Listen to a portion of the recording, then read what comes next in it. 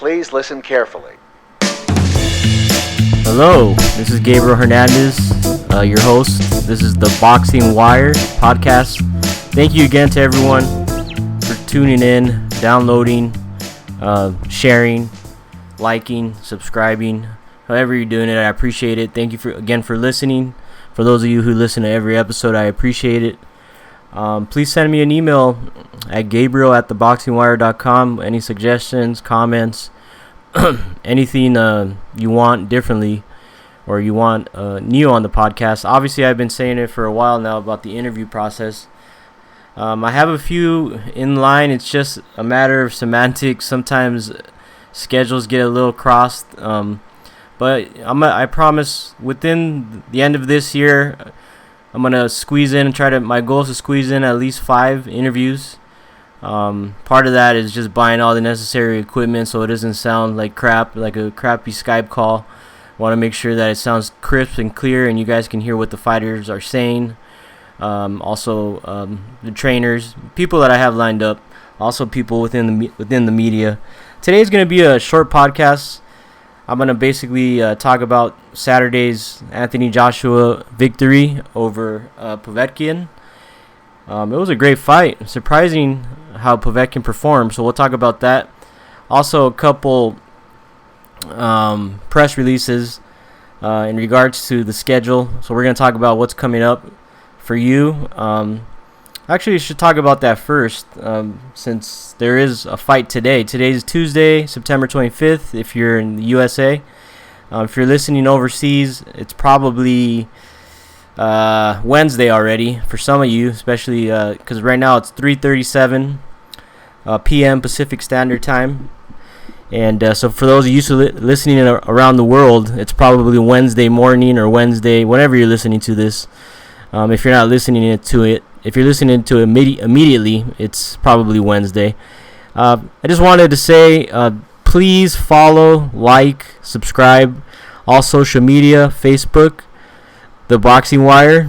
Look it up. Like the page. Follow. Twitter, The Boxing Wire. Please follow. Instagram, The Boxing Wire. YouTube, The Boxing Wire. These are the 4 main social media I use for The Boxing Wire. So please, if you're on any of these, please just go show me some love. Just follow, send me a message, let me know you're listening. Be greatly appreciated. Also, our sponsors, I want to welcome our new sponsor. Just found out yesterday, iTunes. I'm working with iTunes, so Apple iTunes, which is great.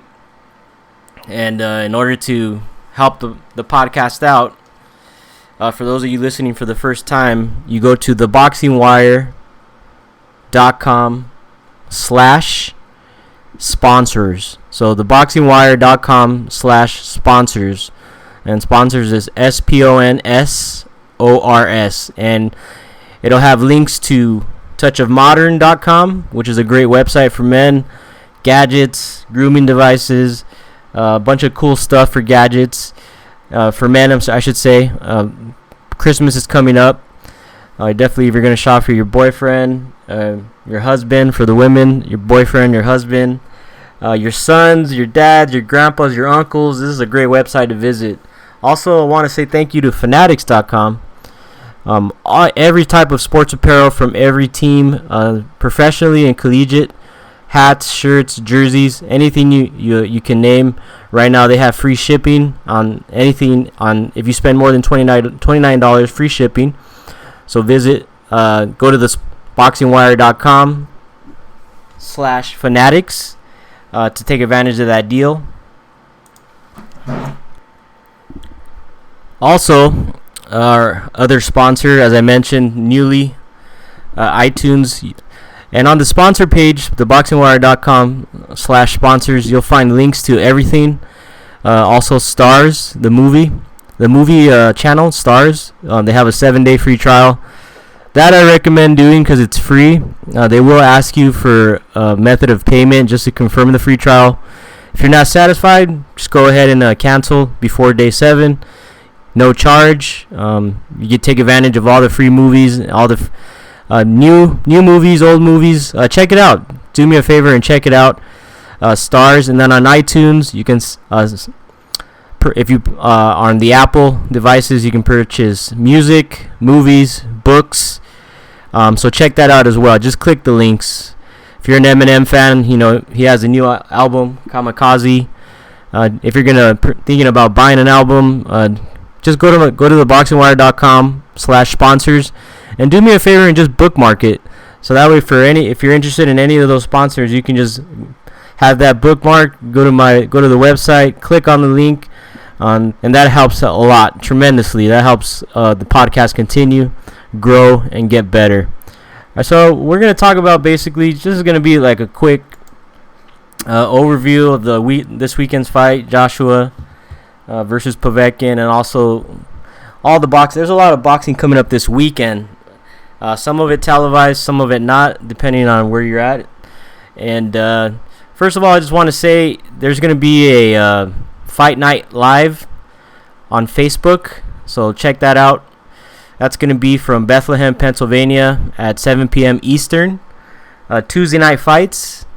And I believe if you can't catch it at 7, it automatically will stay on their page, and you can always catch it. So if you're on Facebook, just type in Fight Night Live. It'll go to their page, and you'll see you can see the replay of the card. The main event is going to be Anthony Mercado, 11-4, 9 KOs of Philadelphia versus Puerto Rico's Victor Vasquez, 10-4, 3 KOs.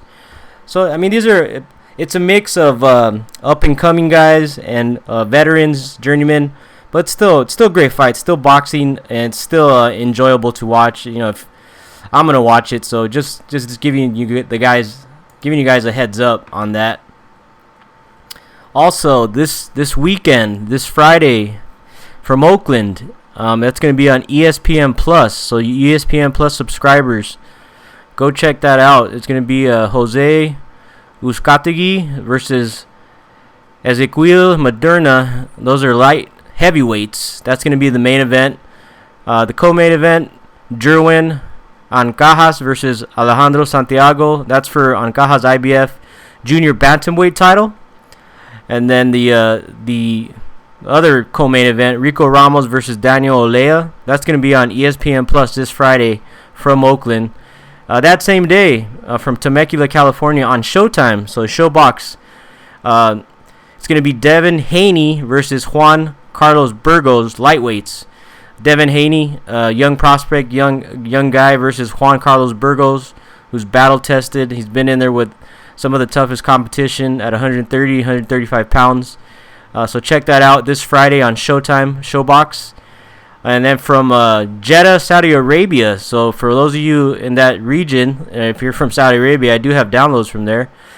George Groves in the World Boxing Super 6 final. He'll be taking on Callum Smith for Groves' WBA Super Middleweight title. So check that out. That's going to be a really good fight. Chris Eubank Jr. is going to face J.J. McDonough. It's a co-main event. And this Saturday from Indio, California, that's going to be a Facebook watch. You can check out Jorge Linares, who most recently lost to Lomenchenko. He'll take on Abner Cotto. It's going to be a 12-round junior welterweight fight. You can check that out, Facebook watch. Mexico City, if you have the channel BN Sports, it's in Spanish, but it's going to be Jose Carlos Paz versus Jorge Paez Jr. You remember the original Jorge Paez, the Clown Prince. He's had an interesting career, the son. He's had ups and downs, but he's an entertaining fighter. And then this Sunday, from Ontario, California, on Fox Sports 1, you have Victor Ortiz versus John Molina Jr. Welterweight bout, co-main event, Brandon Figueroa versus Oscar Escondon. So check that out. It's going to be on Fox Sports 1. All right, guys. A couple of press releases were sent out. One by Main Events, announcing Golden Boys Fight Night. That's going to be on Facebook Watch. Golden Boys Fight Night on Facebook Watch. But if you're in Vegas, it's going to be at the Hard Rock Hotel Casino in Las Vegas. And Puerto Rican knockout artist Angel Tito Acosta, 18-1 with 18 KOs, will defend his WBO lightweight title For the second time, he takes on Mexican Abraham Rodriguez, 23-1 and 11 KOs in the 12-round main event. That's going to be October 13th, Golden Boy Fight Night on Facebook Watch. Like I said, if you're in Vegas, it's going to be at the Joint. So look out for that. That's coming October 13th. So it's going to be a good card. That's added to the card, so it's going to be a really good, fun night. So check that out. Also, Top Rank has announced that Lomenchenko will be returning to the ring on December 8th, which is good news. We haven't seen him since May. His last win, unfortunately, in that fight, he suffered a tear to his labrum, and so he's been out recovering. But he'll be back December 8th against WBO champion Jose Pedraza. You remember him most recently. He defeated Raimundo Beltran in August to defeat him. He's from Cuba. He's a tough, gritty fighter. Obviously, Lomenchenko being ranked number 1 pound for pound in the world. He's going to give Pedraza all he can handle. So it's going to be an interesting bout. That's going to be December 8th. So I can't wait to see Lomenchenko back in the ring. And that's going to be from the Hulu Theater at Madison Square Garden. So keep your eyes peeled for that, guys. Also, just a little bit of chatter as far as Canelo's.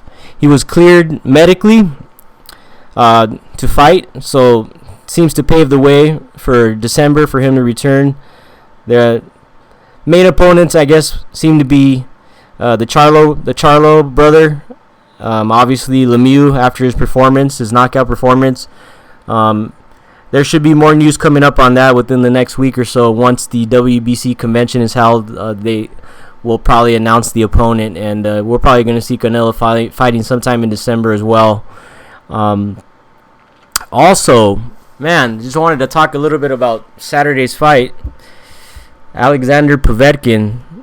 At 39 years of age, he had won 5 in a row after being suspended for PED, for violating the anti-doping. He pissed dirty twice. He was suspended, derailed his career for a little bit, but he came back, won 5 in a row, earned his shot at the title again. And it seemed like it was going to be a walk in the park for Joshua on paper, but he really gave Joshua a pretty tough time. I mean, he was able to land his jab, his tricky hooks, and he even bloodied the nose of Joshua early on in the fight. There was blood coming out of Joshua's nose, and he shook Joshua up. I wouldn't say hurt him, but he definitely surprised him in the first round with a left jab, a little quick right uppercut, and then a left hook combo. He was basically very, very good at timing Joshua coming in, taking advantage of Joshua's aggressiveness. And he was very impressive through the first 5 rounds. It was a pretty even fight. Even though Joshua was obviously winning the rounds most likely, just because of his ability. He was the aggressor. But I mean, to me, it was a 50-50 fight going into the 6th round. And in the 6th round, that's where the tide started to turn. Joshua figured it out. He started jabbing to the body, to the midsection of Povetkin, and that pretty much befuddled Povetkin, stopped him in his tracks. His combinations didn't come as easily anymore because he was getting tagged with that left jab, hard straight left jab to the body. So it seemed to take some of the steam away from him, neutralize his ability to time Joshua, and that set up a spectacular finish in the 7th round. It was Joshua again implementing the jab to the body, set up a beautiful straight right hand that hurt Povetkin. Then he came back with a second straight right hand, and that set Povetkin down to the canvas, and he was badly hurt. I mean, he was falling through the ropes. It looked like the fight could have been stopped at that point already, but somehow he got up to his feet. The referee let him continue, and Joshua just finished him. First with a left hook, then a right hand. That put Povetkin in reverse. He was literally falling backwards. He fell down, and the referee actually did a great job of saving Povetkin from hitting his head on the canvas. Just as Povetkin was going to go down on his back, the referee, caught him from the shoulders and the head area, preventing any further injury or concussiveness to the blows that he already had taken. And that was at 159 of the 7th round. So what does that mean? Well, it means that Anthony Joshua has passed yet another test, and he is now one step closer to unifying the division, getting all 4 bouts. And guess who has that 4th bout? Anthony Wilder. That's the fight we wanted to see this past Saturday, but it looks like it may be happening April 13th. That's when Joshua announced to the crowd at Wembley that he's coming back, and he's coming back April 13th. And it looks like all signs point to Deontay Wilder. He just has to get past Tyson Fury December 1st. That was announced over the weekend as well. So Fury versus Wilder, and if Wilder can defeat Fury, that would set up a mega fight in the heavyweight division between Anthony Joshua versus Deontay Wilder. The winner of that fight would take home all 4 belts from all 4 major titles division, and make them the unified champs. So that's going to be a huge matchup. Obviously, Wilder, huge power, 39-0 with 38 KOs. Joshua, after not knocking out his last opponent, seems to have gotten back his punch, as he mentioned in his post-fight interview. And Wilder, I mean, we all know about his punching power, his reach, and he recently fought against Luis Ortiz where he was hurt, and he had to overcome adversity, and he showed that he was able to defeat Ortiz, Ortiz is a monster, with his great amateur background and his punching power. He's a southpaw. Wilder passed that test very impressively, just as Joshua has impressively passed the test of defeating Vladimir Klitschko, and now Povetkin. And these fights are gonna help both men once they get in the ring together, because I think that could be one of the best fights of the year of 2019 if they really go at it and they really trade power punches. Man, I have a feeling they're both going to go down eventually in that fight, and it's just who can implement their game plan, who can come out on top, and who can withstand the most punishment, give out the most punishment, and it's going to be an interesting matchup. Also, I'm looking forward to the promotional process with Tyson Fury and Deontay Wilder. I mean, they both are good trash talkers. Once they're face to face, it's going to be very interesting to see what happens there. I can't wait, and I'm looking forward to it.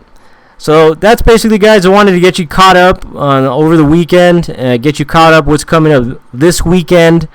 If anything else breaks, I'll go ahead and pop the mic back on, add another episode. Remember, if you haven't subscribed already, however you're listening today, whether you're listening on iTunes, or if you're listening on Google Play, Stitcher, iHeartRadio, Spotify, YouTube, go ahead and click subscribe.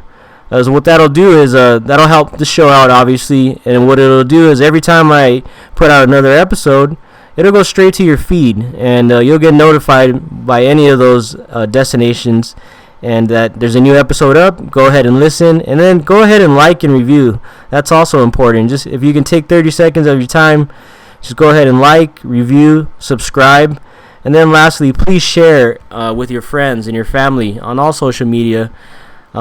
The podcast numbers keep growing incrementally, and that's why I keep making more.